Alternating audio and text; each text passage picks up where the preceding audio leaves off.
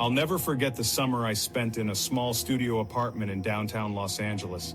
I had just graduated from college and was looking for a place to stay while I figured out my next move. The apartment was a tiny, dingy cube with peeling walls and a perpetual stench of stale air, but it was affordable, and the view of the city skyline was breathtaking. As I settled into my new life, I started to notice strange things about my neighbor. He lived in the apartment next door, and I would often hear him shuffling around late at night. At first, I thought he was just a night owl, but as the days went by, I started to feel like he was watching me. I would catch glimpses of him out of the corner of my eye. A fleeting shadow, a hint of movement. But whenever I turned to look, he would be gone. I started to feel like I was losing my mind. Was I really seeing things, or was my neighbor just trying to mess with me? One night I decided to confront him. I knocked on his door, my heart racing with anticipation. There was no answer. I knocked again, and this time I heard a faint rustling sound coming from inside. Suddenly, the door creaked open, and I saw my neighbor standing in front of me. He was a tall, gaunt man with sunken eyes and a creepy grin. He stared at me for a few seconds before speaking. "Can I help you?" he asked in a low, raspy voice. I tried to play it cool, but my heart was racing. "I just wanted to introduce myself," I said. "I'm your neighbor." My neighbor nodded slowly. "I know," he said. "I've been watching you." I felt a chill run down my spine. "What do you mean?" I asked. My neighbor smiled again. "I mean, I've been watching you. You're a very interesting person." I didn't know what to say. Part of me wanted to run away, but another part of me was curious. Who was this guy, and what did he want? As I stood there, frozen in fear, my neighbor started to laugh. It was a low, menacing sound, and it sent shivers down my spine. I knew then that I had to get out of there.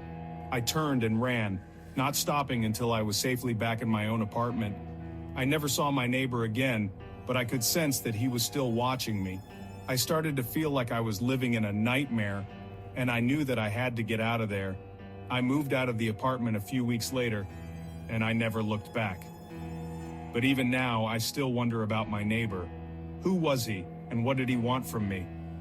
And I'll never forget the feeling of being watched, of being trapped in a living hell from which I couldn't escape.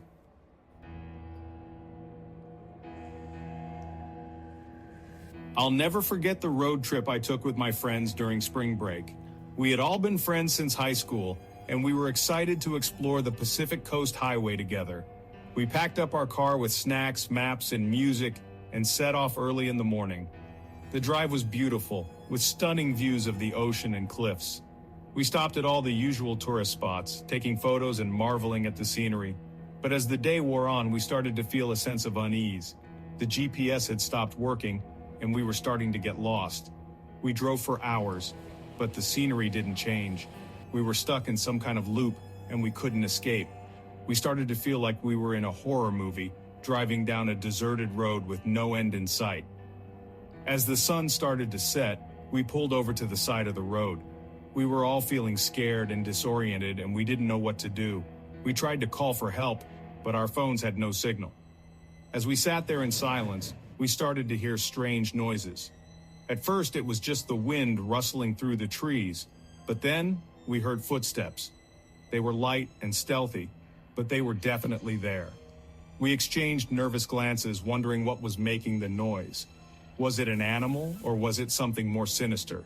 We didn't have to wait long to find out. As we watched, a figure emerged from the darkness. It was a woman with long, flowing hair and a white dress that seemed to glow in the moonlight. She walked towards us slowly, her eyes fixed on ours. We were all frozen in fear, unable to move or speak. The woman reached out a hand and touched the car door, and then she vanished into thin air. We were all shaken, but we knew we had to get out of there. We started the car and drove away as fast as we could, not stopping until we were back in civilization. We didn't speak a word to each other until we were safely back at our hotel, where we collapsed onto our beds, exhausted and shaken. As we tried to process what had just happened, we realized that we had no idea where we had been. The GPS had stopped working, and we had been driving for hours, but we had no idea where we were or how we had gotten there. It wasn't until we looked at our phones that we realized the truth. We had been driving in a circle, covering the same stretch of road over and over again. The woman in white had been a hallucination, a product of our own fear and paranoia.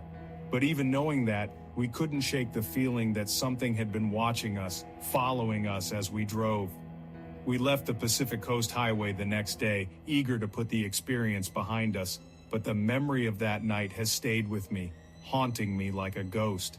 I'll never forget the feeling of being lost and alone with no escape from the darkness that surrounded us. I'll never forget the night I spent in the abandoned mansion on the outskirts of town. I had always been curious about the mansion, which had stood vacant for decades. Rumors swirled that it was haunted by the ghost of its former owner, a wealthy and reclusive millionaire. As a thrill seeker and a skeptic, I didn't believe the rumors. I convinced a few friends to join me on an expedition to explore the mansion and see if we could uncover any secrets. We approached the mansion on a crisp autumn night, our flashlights casting eerie shadows on the walls. The mansion loomed before us, its towering spires and turrets reaching towards the moon like skeletal fingers. As we entered the mansion, I felt a shiver run down my spine. The air inside was thick and musty, filled with the scent of decay and rot. We began to explore the mansion, our footsteps echoing off the walls. At first, everything seemed normal. We found old furniture, dusty antiques, and faded portraits on the walls, but as we delved deeper into the mansion, we started to notice strange things. Doors would slam shut on their own, and we would hear whispers and creaks in the darkness. I tried to brush it off as the wind or the old house settling, but my friends were getting spooked. We decided to split up and explore the mansion separately, hoping to cover more ground. As I wandered through the dark and dusty halls, I started to feel a presence around me. It was like someone was following me, watching me. I spun around, but there was no one there. Suddenly, I heard a faint whisper in my ear, "Get out while you still can." I spun around again, but there was no one there. The whisper seemed to come from all around me, echoing off the walls. I knew then that it was time to leave. I called out to my friends, and we quickly made our way back to the entrance. As we emerged into the cool night air, I felt a sense of relief wash over me. But as we turned to look back at the mansion, I saw something that made my blood run cold. A figure was standing in the window watching us. It was tall and gaunt, with eyes that glowed like embers in the dark. I knew then that the rumors were true. The mansion was haunted, and we had narrowly escaped its clutches. We didn't wait to find out what would happen next. We turned and ran, not stopping until we were back in the safety of our own homes. As I looked back on that night, I couldn't shake the feeling that we had left something behind, something that was still watching us, waiting for us to return. Years have passed since that fateful night, but the memories still haunt me. I've tried to convince myself that it was just my imagination, that the strange occurrences were just the product of a vivid mind. But deep down, I know the truth. The mansion was haunted, and we were lucky to escape with our lives. I'll never forget the feeling of being watched, of being trapped in a living hell from which I couldn't escape. And I'll never go back to that mansion again.